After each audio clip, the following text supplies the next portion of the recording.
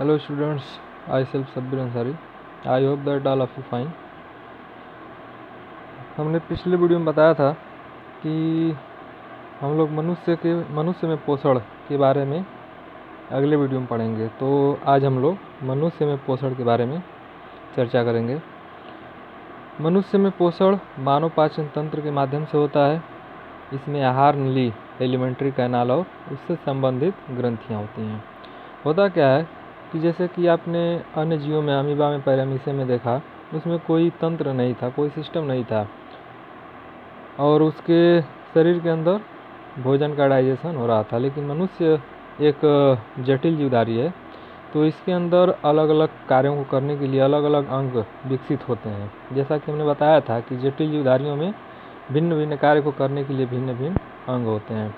तो मनुष्य में भी पाचन के लिए पाचन तंत्र होता है। मनुष्य के पाचन तंत्र में पाए जाने वाले विभिन्न अंग क्रमशः होते हैं। कौन कौन से? मुंह होता है, ग्रास नली, आमाशय, छोटी आंत तथा बड़ी आंत, ये सारे अंग होते हैं मनुष्य के पाचन तंत्र में। मनुष्य की आहार नली मुंह से गुदा यानी कि एनस तक लगभग 9 मीटर लंबी होती है। विभिन्न ग्रंथियां आहार नाल में खुलती हैं और पाचक रसों का स्रावण करती हैं। मनुष्य के आहार नाल में ही कई तरह की ग्रंथियां होती हैं जो पाचक रस को स्रावित करती हैं और जो ये पाचक रस भोजन को पचाने में सहायक होते हैं।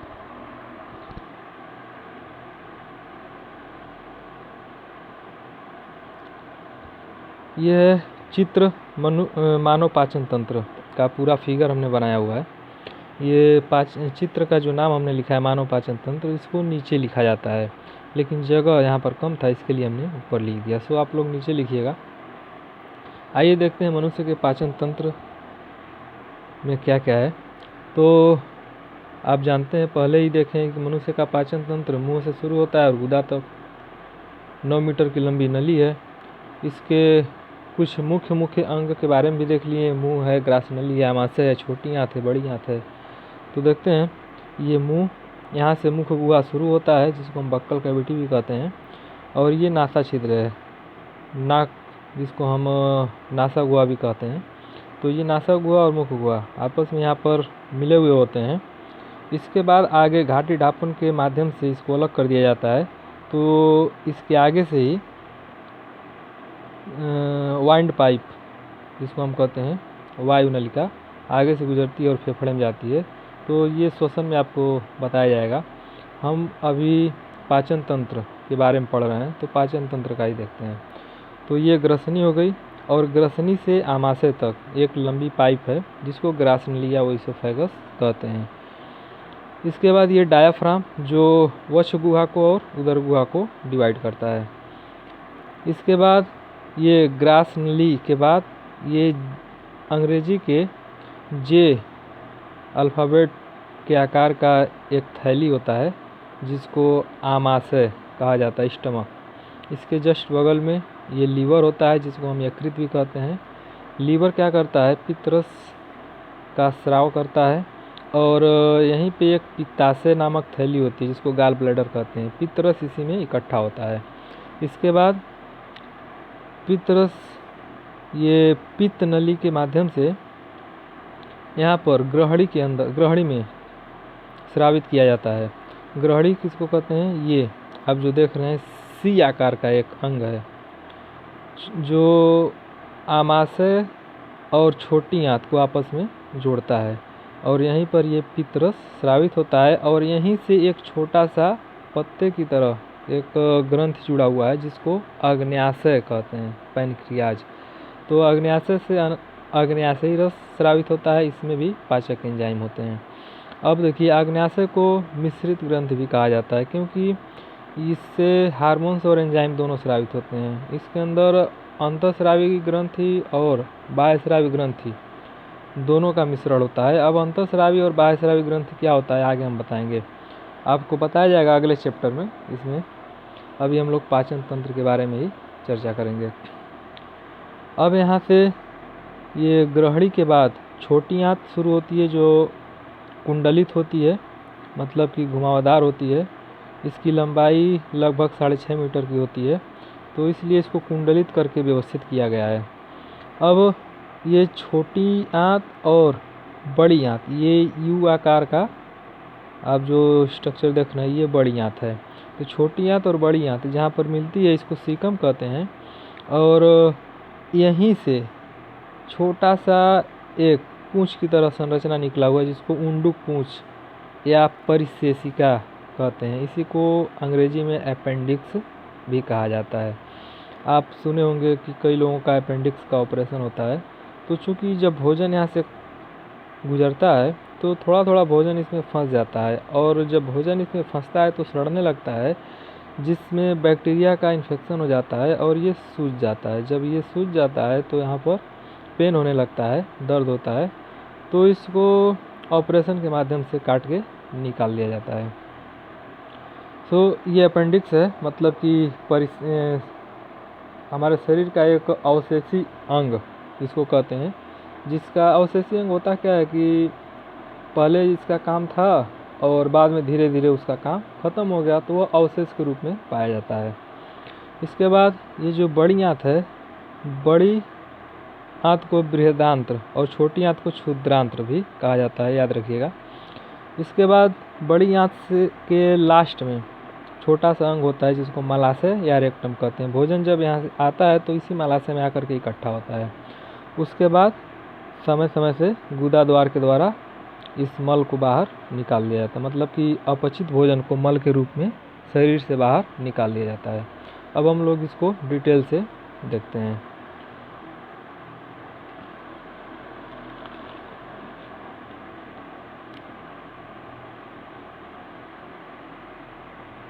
आइए देखते हैं। हम मनुष्य के पाचन क्रिया को मुख्यतः 5 चरणों में बांटते हैं। तो मानव पाचन तंत्र का चित्र आपने देख लिया।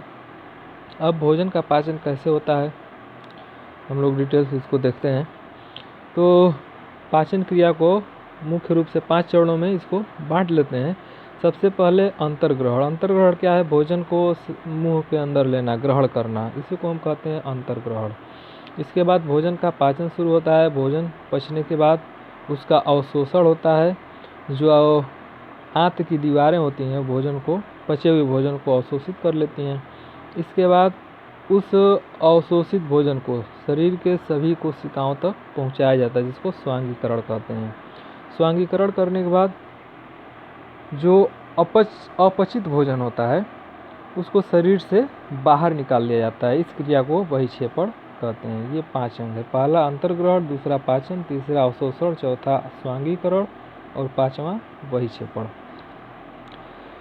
अब आहार नाल मूल रूप से मुंह से गुदा तक विस्तारित एक लंबी नली है। आपने देखा फिगर में कि मुंह से शुरू होता है और फिर ग्रसिका या उसी को ग्रास नली भी कहा जाता है, फूड पाइप या ओइसोफेगस। तो मुंह से शुरू होता है ग्रसिका, फिर आमाशय, फिर छोटी आंत, बड़ी आंत, फिर रेक्टम, फिर गुदा, ऐसे एक लंबी नली बन जाती है। तो हम लोग अंतर्ग्रहण और पाचन, अवशोषण, स्वांगीकरण, बहिक्षेपण, इसके बारे में डिटेल से देखते हैं। अंतर्ग्रहण, जैसा कि मैंने बताया था कि भोजन मुंह के अंदर ग्रहण करना, तो ये मुंह है, बक्कल कैविटी, भोजन का अंतर्ग्रहण कहाँ पे होता है? मुंह में। तो मुंह में भोजन को हम ग्रहण करते हैं, उसको भोजन का अंतर्ग्रहण कहते हैं। उसके बाद मुंह के अंदर आप जानते हैं दांत होता है, जीभ होता है, लार ग्रंथि होती है। तो दांत क्या करते हैं? भोजन को चबाने का काम करते हैं, भोजन को पीसने का काम करते हैं। जीभ होता है, आप जानते हैं लार ग्रंथि से लार स्रावित होता है, तो जीभ क्या करता है? भोजन को लार से मिलाता है, यानी कि लार को भोजन में अच्छी तरह से मिलाने का काम जीभ करता है। लार ग्रंथि से निकलने वाले रस को लार रस कहते हैं। लार में उपस्थित लार एमाइलेज एंजाइम होता है, और ये एमाइलेज एंजाइम क्या करता है? स्टार्च को माल्टोज में बदल देता है। स्टार्च क्या है? एक तरह का कार्बोहाइड्रेट है। तो ये जो एमाइलेज एंजाइम है, कार्बोहाइड्रेट का एक पाचक एंजाइम होता है। तो ये एमाइलेज स्टार्च को माल्टोज में बदल देता है। इसके बाद भोजन, मुंह के अंदर ये सारा काम होने के बाद भोजन को आगे ले जाया जाता है। तो भोजन कहाँ पहुँचता है? सबसे पहले भोजन ग्रसिका में, जिसको हम ओइसोफेगस या ग्रास नली या फूड पाइप के नाम से जानते हैं। तो ये भोजन ग्रसिका क्या करता है? मुंह से आमाशय तक भोजन को ग्रसिका की क्रमानुकुंचन गति द्वारा आमाशय तक पहुंचाया जाता है। यानी कि मुंह में भोजन को चबाने के बाद, लार को मिलाने के बाद ये भोजन ग्रसिका क्या करती है? भोजन को आमाशय तक पहुंचाने का काम करती है। अब जो ये भोजन ग्रसिका है उसके अंदर एक क्रमानुकुंचन गति होती है। मतलब कि क्रमानुकुंचन का मतलब क्या होता है? क्रम से एक बार नली सिकुड़ती है, फिर एक बार शिथिल होती है, सिकुड़ती है, फिर शिथिल होती है। इस प्रकार से भोजन आगे की तरफ बढ़ते जाता है। तो इस प्रकार से भोजन ग्रसिका भोजन को आमाशय तक पहुंचाने का कार्य करती है। आगे चलते हैं। अगला पॉइंट है आमाशय। आमाशय में देखिए क्या होता है, जब भोजन आमाशय में पहुंच जाता है तो आमाशय की दीवार में जठर ग्रंथियां होती हैं। ये जठर ग्रंथियां जठर रस का स्राव करती हैं। अब जठर रस में क्या होता है? पेप्सिन नामक एंजाइम होता है, HCl होता है जिसको हाइड्रोक्लोरिक अम्ल कहते हैं, और श्लेष्मा होता है। पेप्सिन क्या करता है? प्रोटीन का पाचक एंजाइम है जो प्रोटीन का पाचन करता है। HCl अम्लीय माध्यम तैयार करता है। ये अम्लीय माध्यम इसलिए तैयार करता है क्योंकि जो पेप्सिन होता है एंजाइम, उसको सक्रिय करने के लिए अम्लीय माध्यम चाहिए होता है। इसलिए ये HCl पेप्सिन को सक्रिय या कह सकते हैं पेप्सिन की क्रिया में सहायक होता है। श्लेष्मा क्या करता है? आप जानते हैं जो एसिड होता है HCl, इससे स्किन जल जाती है।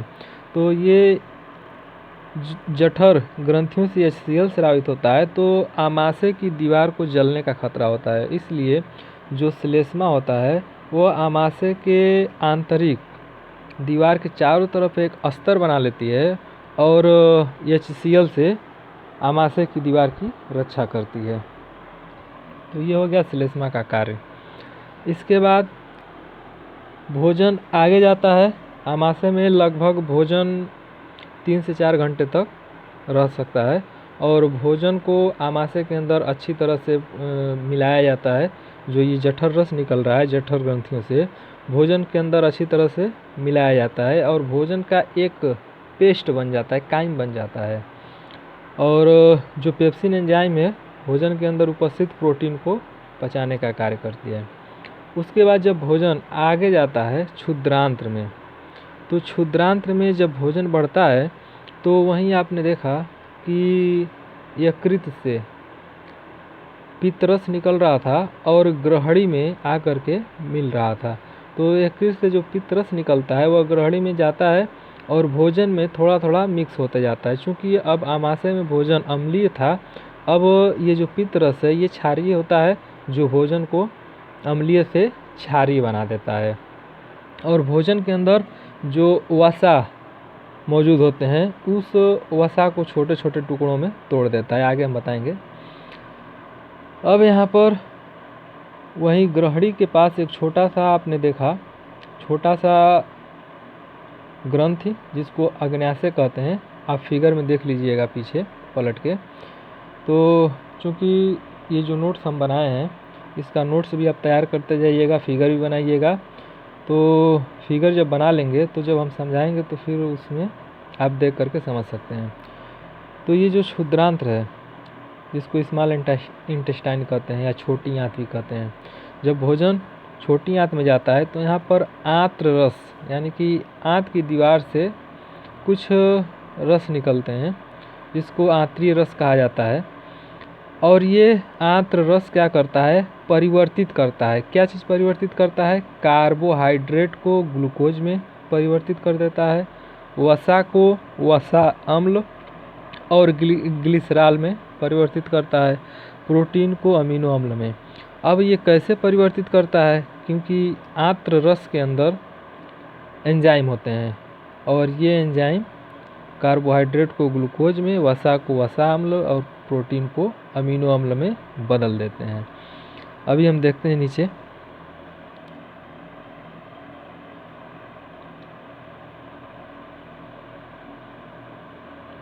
यहाँ पर आप देख सकते हैं ये यकृत तथा अग्न्याशय से श्रावण प्राप्त करता है। जो आंत्र होता है वहीं आपने फिगर में देखा कि जो ये जैसे यहाँ पर हम दिखा देते हैं,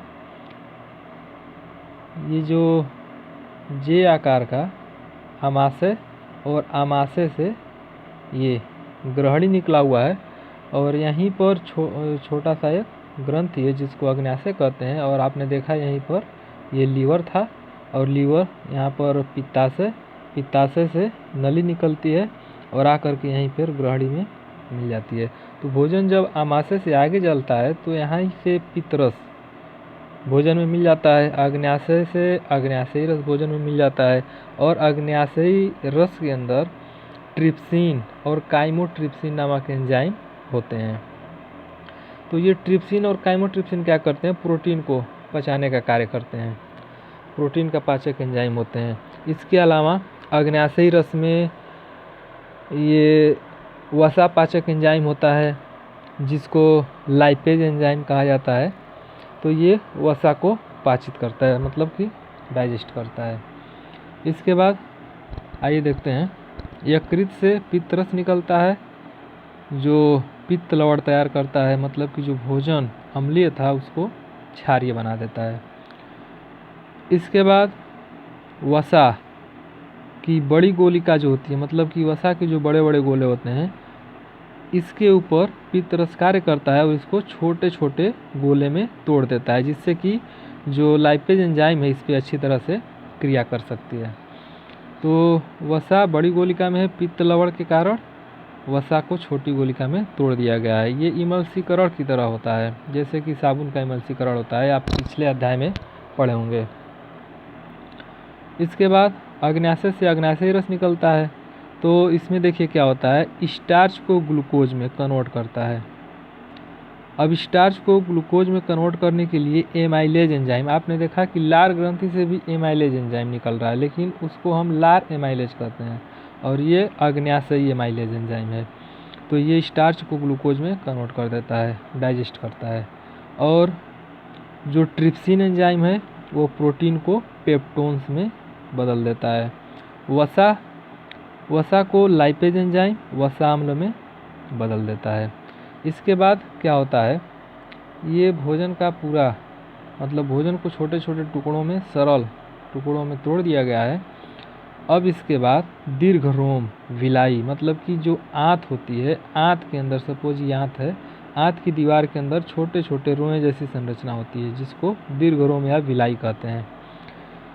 तो ये दीर्घ रोम क्या करते हैं, अवशोषण में सतही क्षेत्रफल को बढ़ा देते हैं, जिससे कि जैसे मान लीजिए ये आंत की दीवार है तो इसका सतह अगर सीधा अगर देखें तो कम हो जाएगा। अगर ऐसे करके इधर से इस प्रकार से अगर हम देखें तो आप देख सकते हैं कि इसको अगर हम सीधा करेंगे तो इसका क्षेत्रफल बढ़ जाएगा। तो इस प्रकार से दीर्घ रोम अवशोषण के लिए सतही क्षेत्रफल को बढ़ा देते हैं।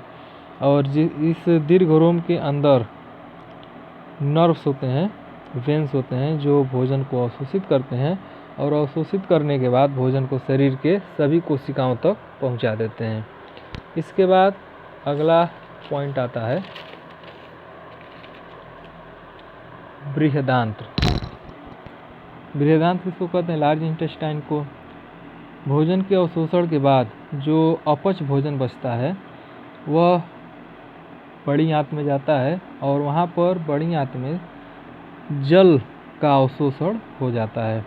तो अधिकतर जल का अवशोषण होता है। इसके अलावा भोजन में उपस्थित जैसे कि औषधियों का भी अवशोषण बड़ी आंत में ही होता है। इसके बाद औषधि का मतलब जैसे कि दवा वगैरह जब खाते हैं तो वह बड़ी आंत के अंदर जा कर के अवशोषित होता है। फिर जल के अवशोषण के बाद जो वर्ज्य पदार्थ बच जाते हैं वह गुदा द्वारा शरीर से बाहर कर दिया जाता है, इसको मल त्याग कहा जाता है। ये रहा मनुष्य का पाचन तंत्र, आपने देख लिया।